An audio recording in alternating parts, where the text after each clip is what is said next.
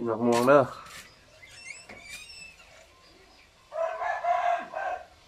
มาโฟกัส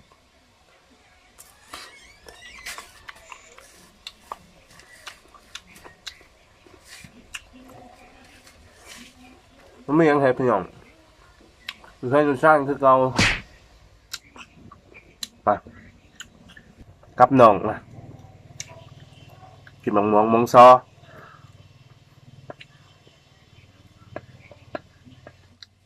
หอนนี่ลียั่ว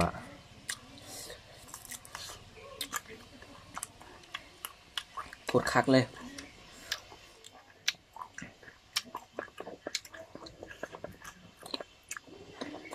กินแก่ช่วงนอนพี่น้อง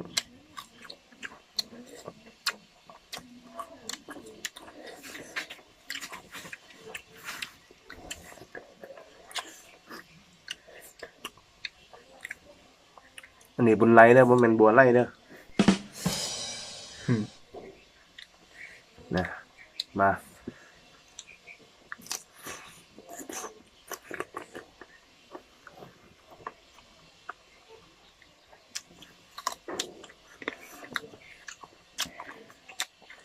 แซ่บ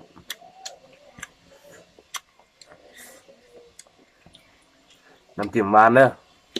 บ่มีเงินซื้อกะปิปากเคยเวียงน้องเผ็ดบ่ตาแสบอยู่ทำเพชรตั้งแสบ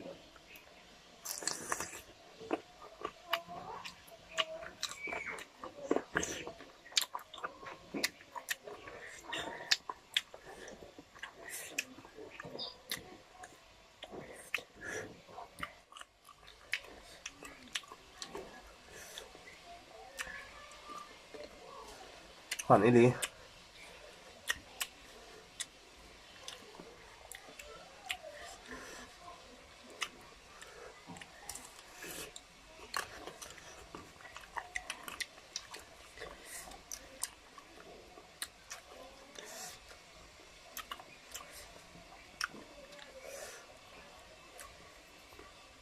มันไปเห็น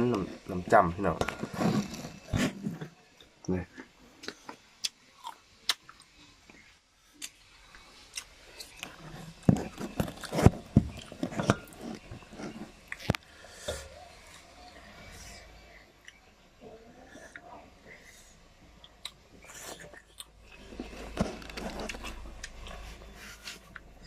จับมัน แล้วเป็นไรเป็นเพชร ขี้มุกย่อย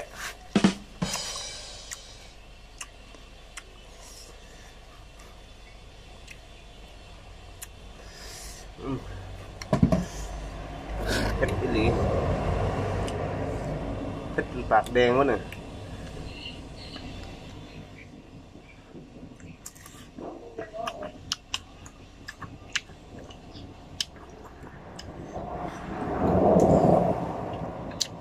มาเด้อพี่น้อง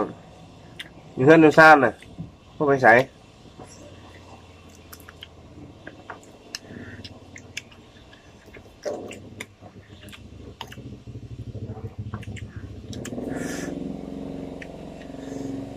เหงื่อแตกเลย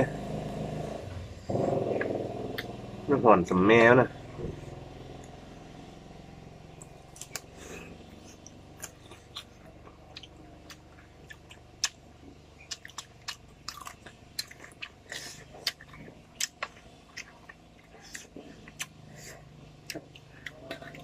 นี่เลยครับพี่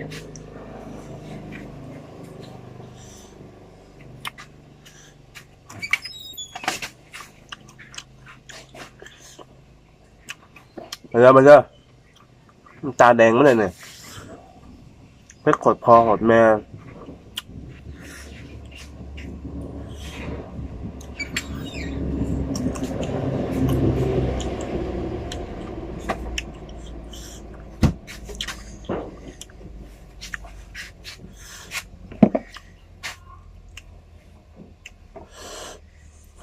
ฮอนแบบนี้มีตัวซวยอ่ะ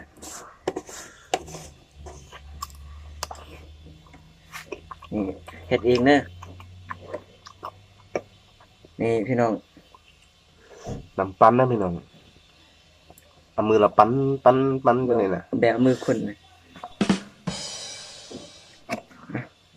นี่นะ ไม่ได้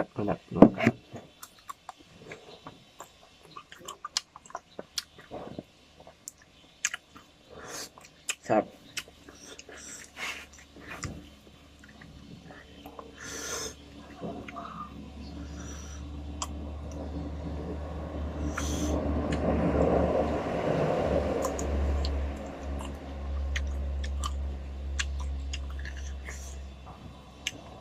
ว้า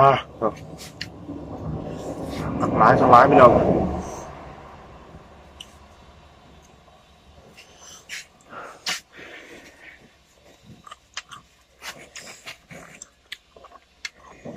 ยังไม่ยอมอีกแล้ว ทางเพชรทางหอนอ่ะ